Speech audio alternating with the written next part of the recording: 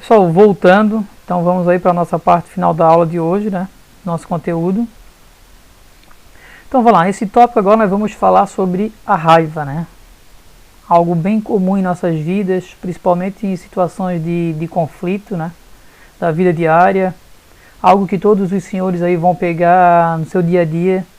Vocês vão ter que resolver situações das mais conflitantes possíveis. E muitas vezes vocês vão ver que ambas as partes estão com muita raiva, com muita irritação. E vocês têm que ser o mediador de tudo isso, né? Pois bem, a raiva costuma ser resultado de uma necessidade não atendida associada a uma interpretação distorcida de um fato.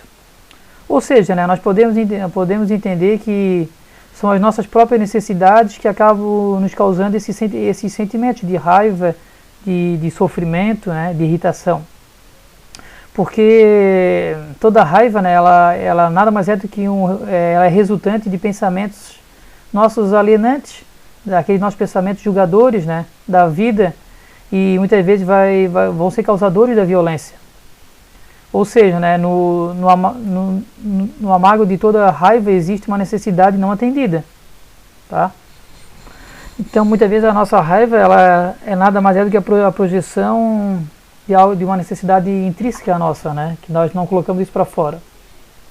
Ou seja, né, diante de uma pessoa que está raivosa, muitas vezes nós não notamos, né, que ela está se sentindo incapaz de colocar para fora de uma maneira clara aquilo que ela está sofrendo, aquilo que ela está vivendo, a dor que ela tem naquele momento, né? E o que acaba acontecendo com essa pessoa?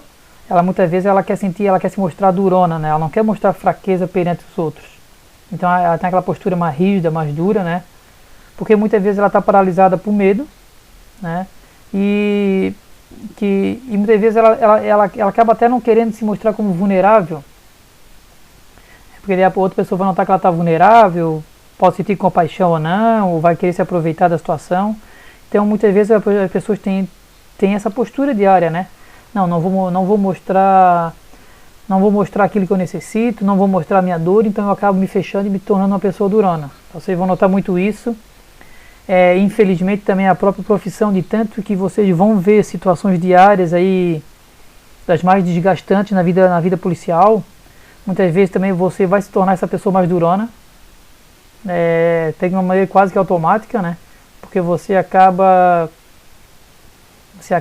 diante daquela pessoa que tem raiva, né? Você acaba muitas vezes escondendo também que aquilo que ela está sofrendo, talvez você também está sofrendo. Então na realidade você acaba se fechando, né? Vocês vão notar muito isso, que essa questão de ter uma imagem durona, muitas vezes é porque a gente está querendo esconder o nosso próprio medo, nossa vulnerabilidade. Vocês vão notar isso nas pessoas que vocês vão atender também. Então vamos lá, né?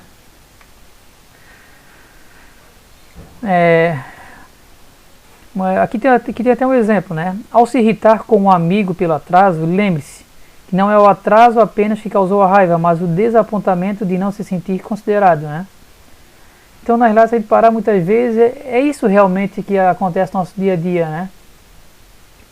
Na realidade, a raiva ela acaba sendo determinada pelas imagens e interpretações feitas por nós das ações dos outros. Em vez de procurar entender o que houve, né, o fato ali, não, pô, chegou atrasado porque furou o pneu do carro. Pô, o cara nunca chegou atrasado nas duas situações. Não. Em vez de eu procurar compreender, ouvir o outro sem estar julgando ele, não. Eu já começo julgando, já começo agindo de maneira com raiva, uso aquela postura violenta na minha comunicação, né? Aquela postura agressiva, e na realidade eu acabo desconsiderando a necessidade do outro. Pô, furou o pneu do carro, pô, mas todo mundo pode ter esse problema. Pô, se o cara nunca falta, o cara tem um compromisso, está sempre comprometido, então na realidade eu devo considerar a situação, né? Só que muitas vezes a gente, às vezes até com uma necessidade nossa interna, ou com outro sofrimento que estamos passando aí de cobrança, em algum sentido, a gente desconsidera tudo isso, tá? Então é super importante, né, essa questão de a gente tentar se colocar no lugar do outro. Por isso que a gente ressalta tanto a questão da empatia, né? Quanto mais as pessoas ouvirem culpa e julgamentos, mais defensivos e agressivos elas vão se tornar. E menos importarão com as necessidades no futuro, né? Então não adianta, na realidade, eu apenas ficar recebendo julgamento, porque aquilo só faz eu me fechar, faz eu me tornar, ter uma postura mais agressiva, né? E na realidade eu acabo me preocupando menos com o outro. Então cada vez eu me fecho mais no meu mundo e me torno mais egoísta, né? Isso é bem nítido. Então vamos lá, né? E como é que a gente pode inverter essa lógica, né? De agir de maneira violenta no nosso diálogo, ter uma postura agressiva, né? Ter essa postura aí que não é nada assertiva. Como é que eu posso mudar? Como é que eu posso inverter essa lógica? Então a gente pode utilizar quatro passos aqui para tentar expressar raiva de uma outra maneira. Então vamos pegar aqui o que o nosso caderno de estudo ele traz como exemplo. Número 1, né? Parar e respirar profundamente. Ou seja, nós poderíamos se abster de qualquer movimento em direção à agressão e à punição. Ou seja, né, tentar não fazer nada, dar aquela respirada de maneira profunda, né? Até lembrando que tem muita gente que tem aquele hábito, cara, conta até 10, conta até 20.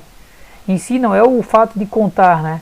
Mas na realidade é o fato de você respirar, procurar oxigênio, chegar oxigênio novo ao teu cérebro para que tu possa, durante esse tempo, estar refletindo e acalmando a tua raiva.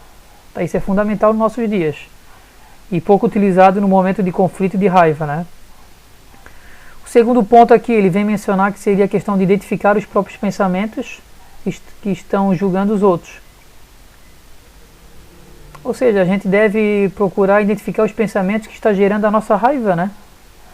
E a gente não pode sempre ficar com aquela postura arrogante de ficar julgando o outro. Eu preciso identificar os próprios pensamentos, né? Os meus pensamentos, os meus próprios pensamentos. Então, porque muitas vezes a raiva está vindo de alguma coisa que eu não fui atendido, né? Alguma coisa que eu tinha a intenção de receber o retorno e a pessoa meio que desconsiderou. Então eu devo rever, né, essa questão dos meus próprios pensamentos, tá? O número 3, ele menciona aqui o terceiro passo, conectar-se às suas próprias necessidades, escondida por trás da raiva. Ou seja, né, nós devemos nos conectar com as necessidades por trás dos nossos pensamentos. Porque muitas vezes o que a gente projeta no outro é a nossa necessidade, aquilo que a gente está refletindo. Então se eu julgar alguém que é racista, por exemplo, a necessidade muitas vezes pode ser que eu tenha necessidade de inclusão, de igualdade, de respeito, de conexão com as demais pessoas, tá? Então eu tenho que avaliar essa questão, né? Conectar-se às próprias necessidades, né? Que muitas vezes está escondido por trás da raiva. Então às vezes eu projeto no outro algo que é a minha necessidade, tá? E o quarto passo seria expressar seus sentimentos e necessidades não atendidas. Ou seja, né? Para que a gente possa expressar plenamente, nós precisamos abrir nossa boca e expressar a raiva, mas de uma maneira assertiva, né? De uma maneira que a gente possa também expressar que é uma necessidade nossa, né? E expressar para o outro os sentimentos que estão relacionados a isso. Então só assim que a gente vai conseguir expressar nossos sentimentos, tá? Então eu vou mostrar para o outro realmente que também tem aquele mesmo problema, né?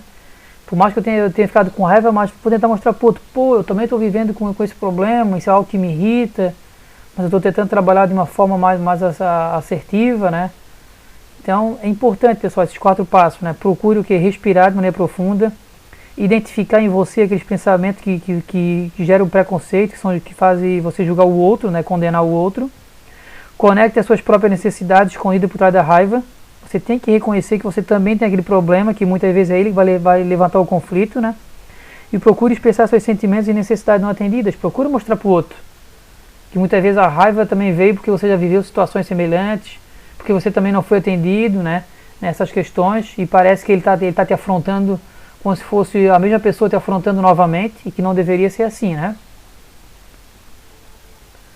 Pois bem, né, então aqui eu trago aqui na sequência um videozinho que eu trouxe aqui que eu acho que é bem válido para a gente pensar nessa questão de relaxamento, né?